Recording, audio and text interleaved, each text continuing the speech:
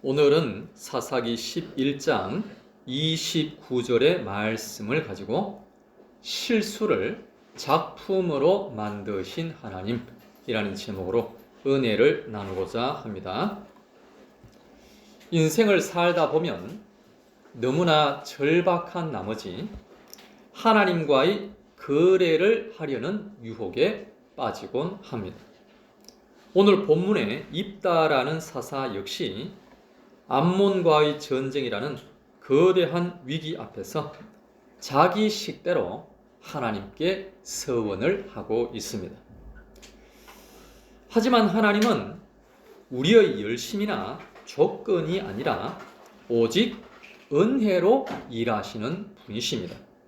오늘 입다의 이야기를 통해 우리가 붙들어야 할 참된 믿음의 자세가 무엇인지 함께 나누어 보고자 합니다.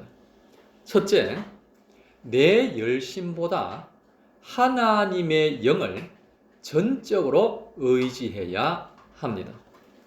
본문 29절, 이에 여호와의 영이 입다에게 임하시니 입다가 길앗과 므낫세를 지나서 길앗의 미스베에 이르고 길앗의 미스베에서부터 암몬 자손에게로 나아갈 때에 그랬습니다.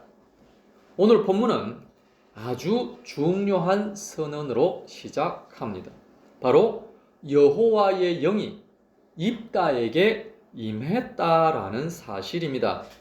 성경에서 하나님의 영이 임했다라는 것은 이미 승리가 보장되었다라는 의미입니다. 전쟁의 승패는 군사력에 있는 것이 아니라 하나님의 손에 달려있기 때문에 그렇습니다. 그런데 입다는 이 충분한 은혜를 온전히 신뢰하지를 못했습니다. 그래서 자기 확신을 더 얻기 위해 하나님과 협상을 시도하며 불필요한 서원을 추가하게 됩니다. 내가 승리하고 돌아올 때 나를 영접하러 나오는 자를 번제물로 드리겠나이다. 이것은 하나님을 향한 순전한 신뢰라기보다 승리를 담보받기 위한 인간적인 조급함이자 불안한 표현이었습니다. 사랑하는 여러분, 우리는 종종 이미 받은 은혜만으로는 불안할 때가 아주 많이 있습니다. 그래서 내가 이만큼 헌금을 하면 복을 주시겠지. 내가 이만큼 봉사를 하면 더 큰 상을 주시겠지라는 거래 신앙으로 나아갈 때가 있는 것입니다. 그러나 하나님은 우리의 조건 때문에 움직이시는 분이 결코 아니십니다. 하나님은 이미 우리에게 가장 귀한 성령을 주셨고 어떤 순간에도 임마누엘로 함께하고 계시는 줄로 믿습니다. 아멘. 사랑하는 여러분, 지금 우리의 어깨에 너무 많은 힘이 들어가 있지는 않습니까? 내가 무언가를 꼭 해내야만 하나님이 일하실 것 같아서 초조해하고 계시지는 않습니까? 그러므로 나에게 잔뜩 들어가 있는 영적 긴장감과 초조함을 빼내야 합니다. 하나님의 영이 지금 나와 함께 하신다는 그 사실 하나만으로 충분하다라고 고백할 필요가 있다라는 것입니다. 이사야 11장 2절 말씀, 그 이후에 여호와의 영, 곧 지혜와 총명의 영이요 모략과 재능의 영이요 지식과 여호와를 경외하는 영이 강림하시리니 그랬습니다. 한 어린아이가 마당에 있는 큰 바위를 옮기려고 낑낑거리며 온 힘을 다하고 있었습니다. 그때 아버지가 곁에서 지켜보다가 이렇게 물었죠. 너는 너가 가진 힘을 다 쓰고 있니? 그때 아이는 땀을 뻘뻘 흘리며 네, 정말 죽을 힘을 다해서 옮기고 있어요 라고 대답을 했습니다. 그러자 아버지가 씩 웃었죠. 아니, 너는 아직 너의 힘을 다 쓰고 있지 않단다. 너는 아직 내게 도와달라고 하지 않았지 않느냐. 나도 너의 힘의 일부분이란다. 사랑하는 여러분, 신앙생활도 이와 똑같습니다. 내 지식과 수단만으로 인생의 바위를 옮기려고 하면 금방 지치고 때로는 예상치 못한 사고가 일어날 수도 있습니다. 입다처럼 무리한 수를 두게 되는 것이지요. 그러나 나를 도우시는 하나님의 영을 인정하고 그분께 기도로 손을 내밀 때 우리는 비로소 평안 가운데 승리를 맛보게 될 것입니다. 그러므로 나의 열심이 앞서기 전에 하나님의 영이 나를 다스리시도록 자리를 내어드리는 지혜로운 성도님들이 될 수 있기를 바랍니다. 아멘. 두 번째, 잘못된 열심을 내려놓고 말씀의 법을 따라야 합니다.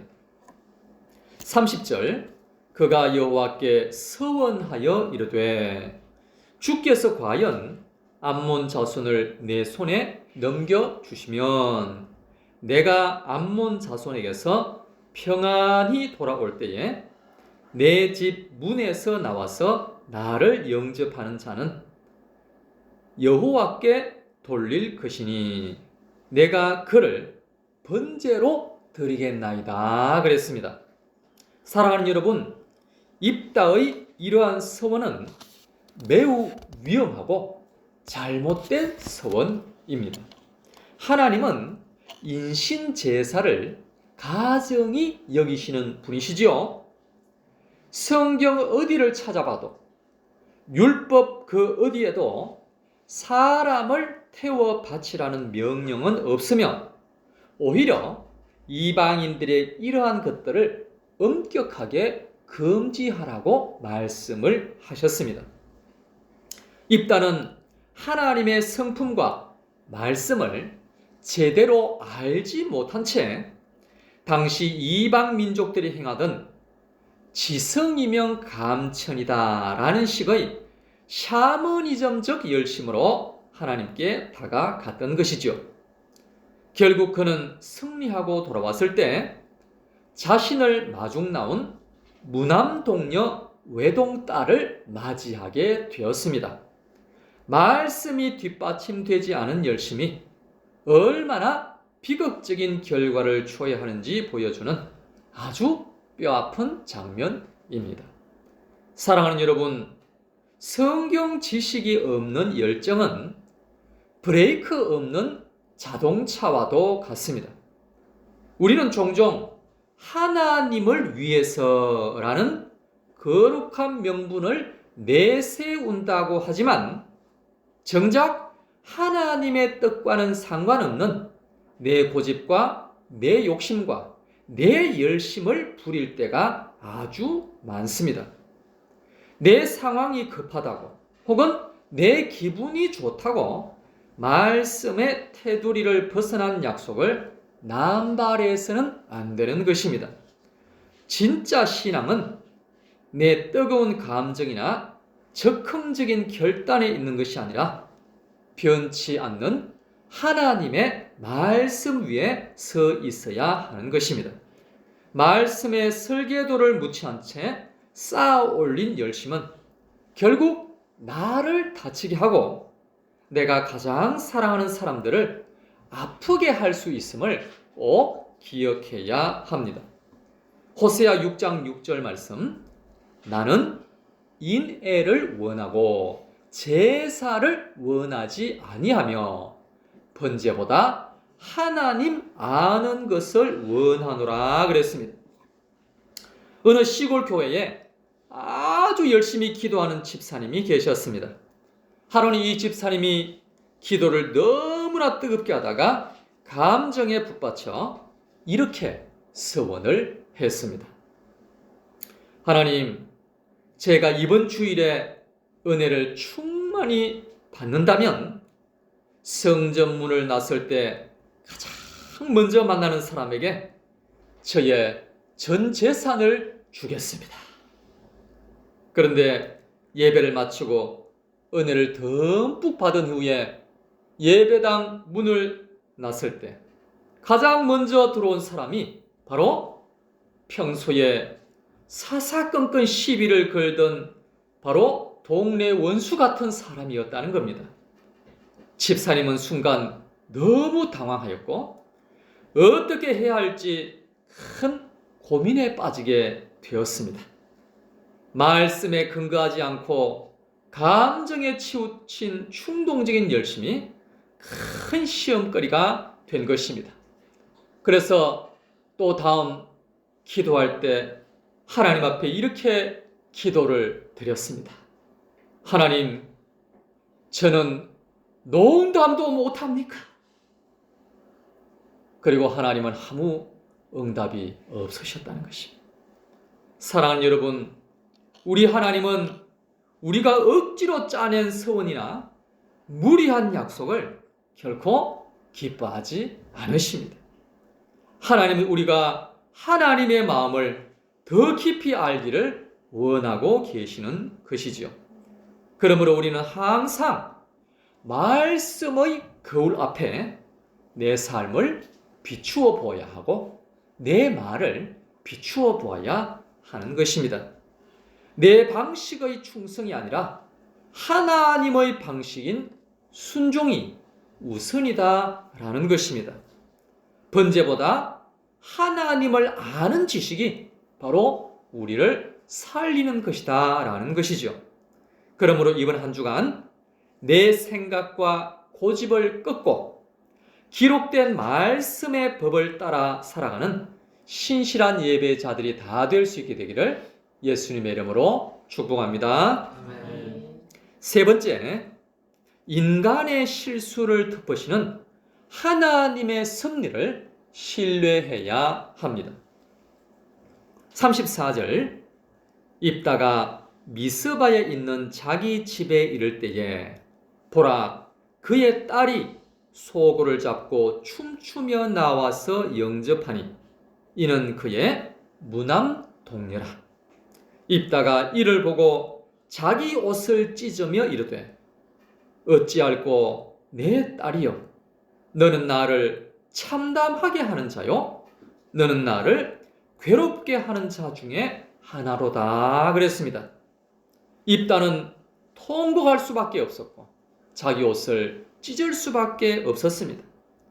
자신의 어리석은 입술 때문에 사랑하는 딸을 잃게 되었기 때문입니다. 그런데 이 비극적인 상황 속에서도 우리는 오묘한 하나님의 섭리를 발견하게 됩니다. 입다의 딸은 아버지의 큰 실수를 원망하기보다 하나님의 승리에 감사하며 기꺼이 순종의 길을 선택하게 됩니다. 그리고 성경은 이 슬픈 사건을 통해 인간의 부족함과 그럼에도 불구하고 그 부족한 통로를 통해서 이스라엘을 구원하시는 하나님의 섭리를 대조하여 보여주고 있습니다.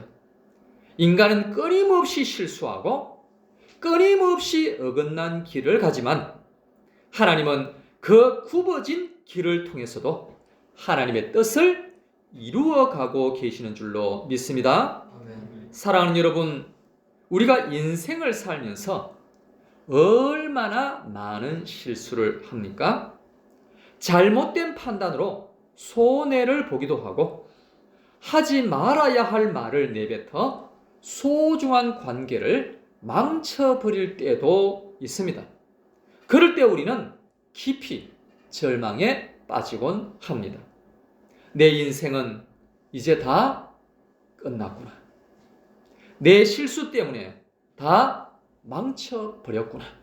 라며 스스로를 정죄하고 자책할 때도 있습니다. 그러나 여러분, 우리가 꼭 기억해야 할 것이 있습니다.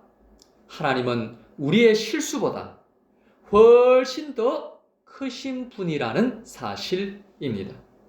우리가 진심으로 회개하고 하나님 앞에 엎드릴 때 하나님은 그 부러진 인생의 조각들을 모아서 다시금 아름다운 작품을 만드시는 줄로 믿습니다. 우리의 실패가 결코 하나님의 실패가 될 수는 없다라는 것입니다. 로마서 8장 28절 우리가 알거니와 하나님을 사랑하는 자 곧 그 뜻대로 부르심을 입은 자들에게는 모든 것이 합력하여 선을 이루느니라 그랬습니다. 우리가 잘 아는 유명한 화가 레오나르도 다빈치가 제자와 함께 작업을 하고 있었습니다. 그런데 그만 제자가 실수로 스승이 아끼는 그 그림 위에 잉크를 옮기다가 쏟아서 커다란 얼룩을 만들어버리고 말았습니다. 제자는 순간 사색이 되어 무릎을 꿇고 용서를 빌었습니다. 그런데 다빈치는 화를 내는 대신 그 얼룩을 물끄러미 바라보더니 큰 붓을 들어서 몇 번의 터치를 가하기 시작했습니다. 그런데 놀랍게도 그 지저분했던 잉크 얼룩들은 울창하고 멋진 나무 숲으로 변하게 되었습니다. 그 장에 손길이 닿으니까 실수가 도리어 작품의 아름다운 포인트로 변화가 된 것입니다. 사랑하는 여러분, 우리 하나님이 바로 이런 분이십니다. 입다의 인생은 상처가 너무 많았고 또한 그의 서원은 너무나도 무모했습니다. 그러나 하나님은 그 허물 많은 입다를 결코 외면하지 않으시고 신약의 히브리서 기자를 통해서 믿음의 전당에 그의 이름을 당당히 올리게 하셨습니다. 히브리서 11장 32절 우리가 다 함께 읽어보겠습니다. 내가 무슨 말을 더하리요? 기드온, 바락, 삼손, 입다, 다윗 및 사무엘과 선지자들의 말을 말하리면 내게 시간이 부족하리로다. 아멘. 기드온, 다윗, 사무엘과 같은 위대한 인물들 사이에 허물 많은 입다의 이름이 기록된 것은 실로 놀라운 은혜가 아닐 수가 없습니다. 어떻게 이런 일이 가능했을까요? 그것은 바로 그 중심에 있었던 하나님을 향한 간절함과 하나님이 아니면 안 된다라는 절박한 믿음을 더 귀하게 보셨기 때문입니다. 사랑하는 여러분, 혹시 지난날의 잘못과 큰 실수 때문에 여전히 괴로워하고 계시는 분이 있습니까? 그 얼룩진 마음을 주님께로 그대로 나오면 되는 것입니다. 내가 그때 왜 그랬을까 하는 후회로 잠 못 이룰 때가 많이 있지만 그러나 하나님은 우리가 있는 모습 그대로 나오시기를 간절히 원하고 계십니다. 그래서 하나님의 의로운 오른손이 우리의 삶을 만져주신다면 그 아픈 상처는 변하여 아름다운 찬송이 될 줄로 믿습니다. 비록 지금은 괴로움이 많다 할지라도 장차 나타날 영광을 기대하며 하나님의 절대 주권을 전적으로 인정할 수 있기를 바랍니다. 입다의 이름이 믿음의 반열에 기록된 것처럼 우리의 이름 또한 하나님의 생명책에 빛나게 기록될 줄로 믿습니다. 오늘 말씀을 맺겠습니다. 인생의 위기 앞에서 우리는 입다처럼 거래하는 신앙에 빠져서는 안 됩니다. 하지만 오늘 말씀을 통해 우리는 세 가지를 기억해야 합니다. 첫째, 이미 우리에게 임하신 성령의 능력을 전적으로 의지해야 합니다. 내 노력이 아니라 이미 주신 은혜가 충분하기 때문입니다. 둘째, 내 방식의 열심을 내려놓고 하나님을 아는 지식으로 나를 채워야 합니다. 순종이 제사보다 낫기 때문에 그렇습니다. 셋째, 비록 실수가 많다 할지라도 합력하여 선을 이루시는 하나님의 섭리를 믿어야 합니다. 우리가 이 믿음으로 나아갈 때 하나님은 우리의 실수를 덮어 작품을 만드시고 우리의 인생에 해보다 더 환하게 빛나는 은혜의 새 아침을 허락해 주실 줄로 믿습니다. 아멘. 이 시간 다 같이 합심하여 기도하겠습니다. 기도하실 때 하나님, 내 힘과 내 고집으로 행하려 했던 모든 어리석음을 용서하여 주시옵소서. 이미 함께 하시는 성령님의 은혜를 더욱더 신뢰하게 하여 주시옵소서. 내 방식의 열심을 내려놓고 하나님의 말씀에 온전히 순종하게 하여 주시옵소서. 우리의 실수와 언루까지도 합력하여 선을 이루시는 하나님의 위대한 작품을 오늘도 기대하게 하여 주시옵소서라고 다 같이 주여 세 번 외치고 통성으로 기도하겠습니다. 주여